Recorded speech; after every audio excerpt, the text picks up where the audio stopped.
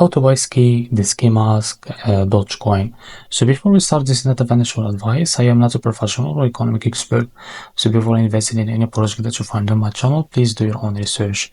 Now, as you can see, this is the X account. Make sure to take a look at it. They have a big community, as you can see here.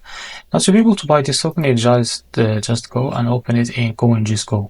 So after you find the token called Ski Mask Doge, now scroll down until you find this token. Now just copy it and make sure that this token is came under the base network.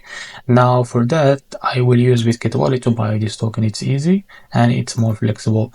Now to be able to buy in Bitkit, you will be able first to add it to your wallet. Now from here, select the base network. As you can see, select the base.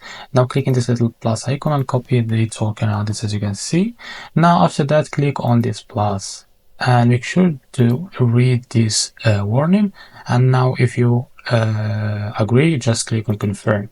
Now let's go and buy this token. So as you can see, we will find it here. So as you can see, this is our token. Just click on it and click on swap.